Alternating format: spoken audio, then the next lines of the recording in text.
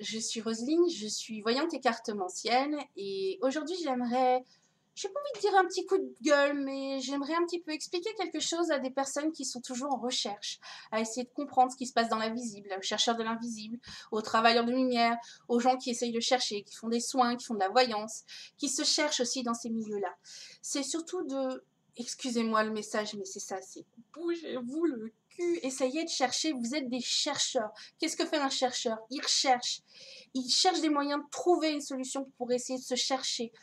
Je vois beaucoup de demandes par rapport à des gens qui demandent de trouver des maîtres, qui demandent de trouver quelqu'un pour coacher, qui demandent quelqu'un pour trouver un gourou, ce que vous voulez. Mais ça marche pas comme ça.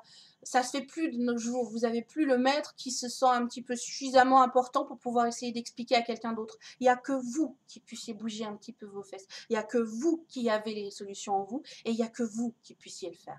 Moi, je vais vous montrer une petite carte que j'aime beaucoup, qui est celle du Mbat. Je ne sais pas si vous la connaissez. Ça, c'est la carte du tarot de Marseille, tarot de Marseille classique de chez Grimaud.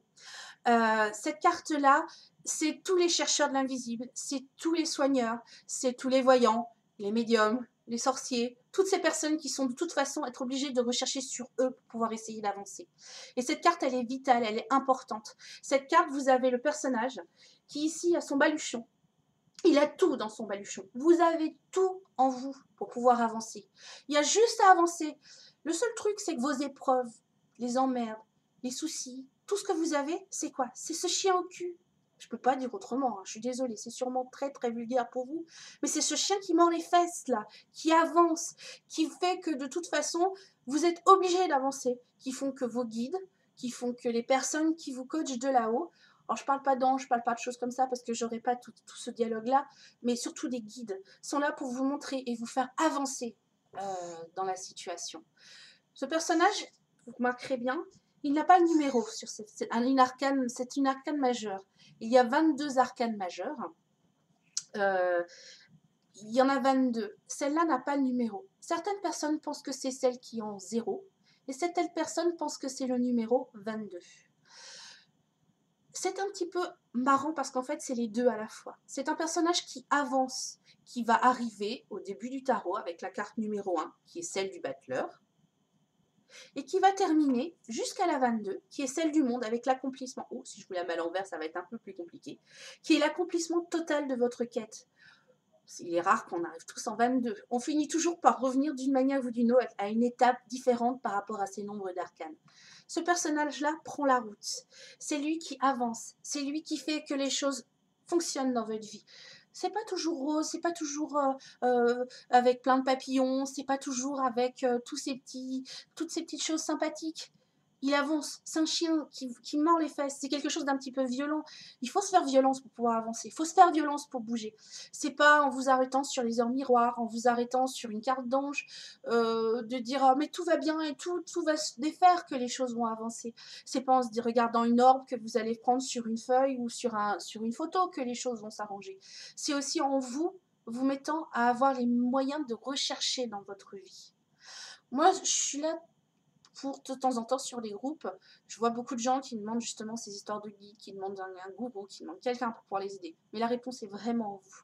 Tout est dans le baluchon de ce petit personnage. Vous avez tout. C'est à vous d'écouter, de vous bouger. Vous avez en plus la chance maintenant d'avoir Internet. C'est pas comme il y a une certaine époque où moi, quand j'étais gamine, il fallait que j'aille chercher des bouquins. Et c'était des bouquins où de temps en temps, j'allais chez un libraire et les bouquins valaient à l'époque 400 francs. 400 francs pour une gamine de 15 ans, bah, c'était une vraie somme. J'avais de temps en temps la chance d'aller à la bibliothèque. À Caen, il y avait pas mal de trucs. Et il fallait vraiment essayer de trouver des moyens pour avoir des informations. Maintenant, sur Internet, vous avez tout, même à boire et à manger. C'est pas parce que c'est écrit que c'est vrai. Mais il va falloir vraiment sérieusement trouver le moyen de chercher. Donc, s'il vous plaît, voilà, c'est mon petit message du jour. Surtout que nous sommes en année 9, nous finissons cette année 9. Si vous le calculez, vous avez 2016, 2 plus 0 plus 1 plus 6 qui font 9.